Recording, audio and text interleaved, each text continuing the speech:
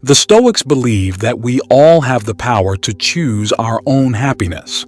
We can choose to be controlled by our emotions, or we can choose to control our emotions. We can choose to be victims of our circumstances, or we can choose to overcome our circumstances. Our throne is the throne of our mind. It is the place where we choose how we will respond to the world around us. To claim your throne, you must first become aware of your thoughts and feelings. You must learn to observe your thoughts and feelings without judgment. Once you are aware of your thoughts and feelings, you can begin to choose how you will respond to them. You can choose to let your thoughts and feelings control you, or you can choose to control your thoughts and feelings. You can choose to be a victim of your circumstances, or you can choose to overcome your circumstances. Claiming your throne is not easy. It takes discipline, practice, and courage.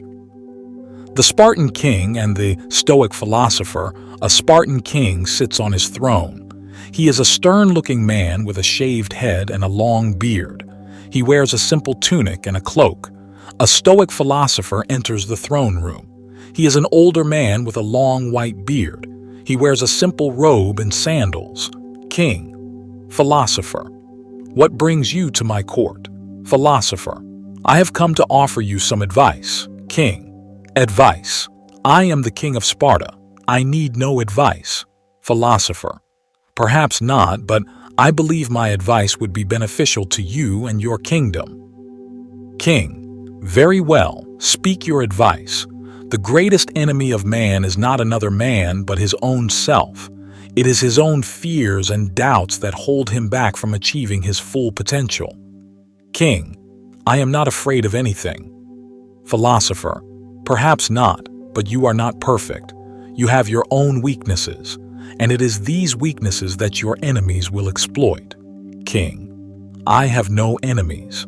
Everyone has enemies, even kings. King. Very well. What is your solution? To overcome your enemies, you must first overcome yourself. You must conquer your fears and doubts. You must become strong, both physically and mentally. King. How do I do that? Philosopher. Through discipline and training. You must train your body and your mind to be strong. You must learn to control your emotions and to think clearly. King. I am already a strong man. Philosopher. You may be strong physically, but are you strong mentally? Can you resist temptation? Can you withstand pain? Can you face death without fear? King. I have not been tested. Then you do not know your own strength. King. Very well. I will follow your advice. Philosopher. I believe that if you do, you will become the greatest king that Sparta has ever known. Battlefield. Day. The Spartan army is fighting a battle against a much larger enemy army. The Spartans are outnumbered and outmatched, but they fight bravely. The king is leading his troops from the front.